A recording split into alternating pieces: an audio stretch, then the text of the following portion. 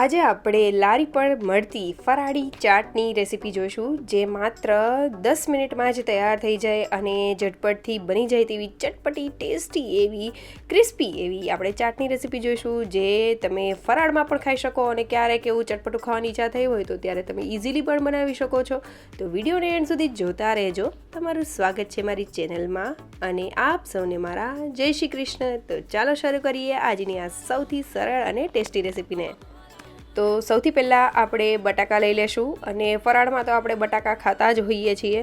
તો આ રીતના મેં બટાકા લીધેલા છે અને તેના આ રીતના પીસીસ કરેલા છે. અને આ રેસીપીમાં એવું કોઈ જ માપ નથી, તમારે જેટલી બનાવવી હોય તેટલી બનાવી શકો છો. અને મેં આ રીતના થોડા મોટા એવા પીસીસ રાખેલા છે અને થોડીક થિકનેસ પણ વધારે રાખેલી છે. તમારે આના કરતાં પણ મોટી એવા રાખવા હોય તો પણ તમે રાખી શકો છો. તો હવે આપણે આ રીતે જેટલી આપણે રેસીપી બનાવી હોય તેટલા આપણે બટાકાને કટ કરીને તૈયાર કરી લેશું. અને ઇનકેસ એવું લાગે કે ઘટે છે તો તમે તરત જ પણ બનાવી શકો છો. તો હવે આ રીતના મેં બટાકાના આ રીતના પીસીસ કરેલા છે, તમે જોઈ શકો છો. અને બટાકાને મેં પહેલેથી જ ધોઈને લીધેલા હતા અને છાલની સાથે જ આપણે આ બટાકાને કરવાના છે. તો તમે થિકનેસ પણ જોઈ શકો છો નજીકથી. હવે આપણે એક લોઢી લઈ લેશું, જે અંદરથી થોડી ઊંડી છે એવી લીધેલી છે. મેં અત્યારે જે રીતે કરું છું તે લારી પર મળે ને એ રીતે હું કરી રહી છું. તમારે આ રીતે ન કરવું હોય તો તમારી પાસે નાનું એવું પેન હોય કે એવું કંઈ પણ હોય તો તેનો પણ ઉપયોગ કરી શકો છો. પણ જનરલી ત્યાં જાડો એવો તવો હોય અને આ રીતનો થોડો વચ્ચેથી થોડો ઊંડો એવો તવો હોય ને એમાં તે લોકો કરતા હોય છે. તો આ રીતે મેં લોઢી લીધેલી છે, લોખંડની લોઢી છે, તેમાં મેં તેલ એડ કરેલું છે અને ત્યારબાદ આપણે બટાકાના જે પીસીસ છે તેને એડ કરી દઈશું. ગેસની ફ્લેમ હાઈ રાખીશું અને ધીમે ધીમે તેને સરસ એવા તળવા માટે રાખી દઈશું. આ જે ચાટ છે તે મેં રાજકોટ ખાધેલી છે લારી પર. તો આજે હું તમને એ રીતે જ શીખવાડી રહી છું. બહુ ક્રિસ્પી અને ટેસ્ટી એવી આ ચાટ થઈ છે. અને જો તમે રાજકોટના હોવ કે રાજકોટ ગયા હોય અને તમે જો આ ચાટ ખાધેલી હોય તો જરૂરથી મને કમેન્ટ કરીને કહેજો અને તમે ક્યાં ખાધી છે એ પણ મને કહેજો.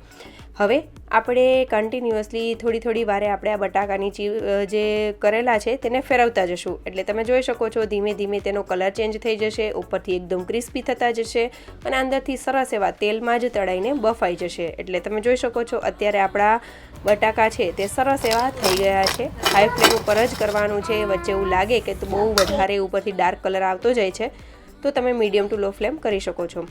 હવે આપણે આ રીતે જ એક જે બેચ છે તે તૈયાર થઈ ગઈ છે. તો સાઈડ મેં તેને કાઢીને બીજી બેચ એડ કરેલી છે. તો અત્યારે તમે તેનો ક્રિસ્પીનેસ પણ સાંભળી રહ્યા છો, કેટલા ક્રિસ્પી બને છે.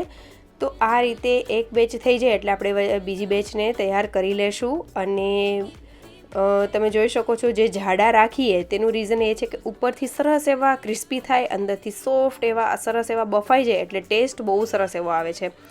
હવે આ રીતે બીજી બેચને પણ મેં થોડી અધકચરી એવી કરી લીધેલી છે. અને ત્યારબાદ હવે આપણે ફરીથી મેં ડબલ ફ્રાય કરેલું છે. તમે અહીંયા જો સિંગલ ફ્રાય કરીને પણ એકદમ ક્રિસ્પી કરેલા હોય તો ગરમા ગરમ જ્યારે ક્રિસ્પી હોય ત્યારે પણ સર્વ કરી શકો છો. પણ ડબલ ફ્રાય કરીએ તો સરસ તેનું ઉપરનું લેયર છે તે વધારે ક્રિસ્પી થાય છે.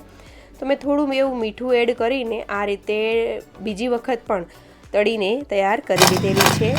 અને આ જે બટાકા છે તે તમે સાઈડમાં બીજું કોઈ કામ કરતા જતા હોય ત્યારે પણ તે આસાનીથી આ જે ચિપ્સ છે તેને બહુ કરતાં વાર નથી લાગતી હોતી. એટલે સાઈડમાં તમે એને પણ ચડવા માટે રાખી દો તો થોડી વારે ખાલી ફેરવવાનું જ રહે છે, એટલે બીજું કામ પણ થતું જાય છે.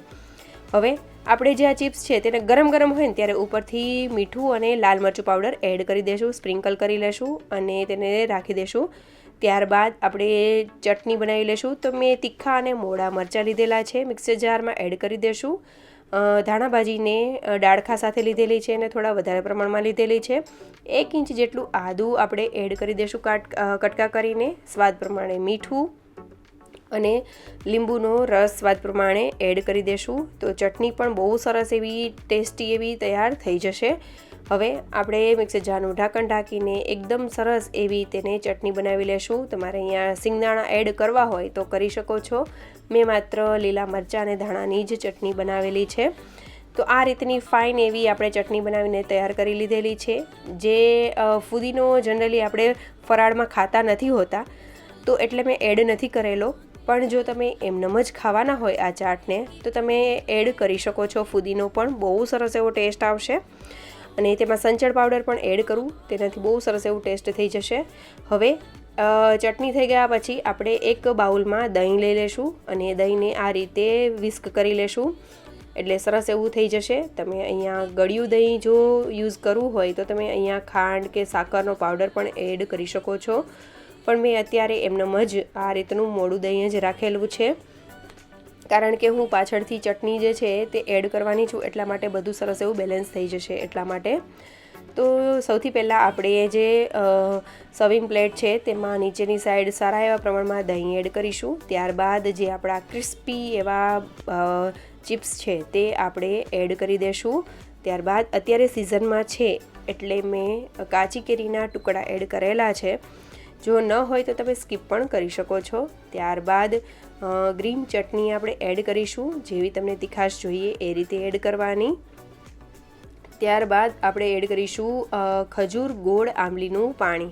ખજૂર આંબલીનું પાણી પણ એડ કરી શકો છો, અથવા તો મેં આંબલી ગોળનું પાણી પણ એડ કરી શકો છો. તો આ રસો જે છે તે થોડો વધારે પ્રમાણમાં એડ કરેલો છે, કારણ કે આપણે દહીં છે તે મોડું લીધેલું છે અને ટેસ્ટ બધાનો બહુ સરસ એવો થઈ જશે. તીખું, ખાટું, ગળ્યું, ખારું બધું સરસ એવું બેલેન્સ થઈ જશે.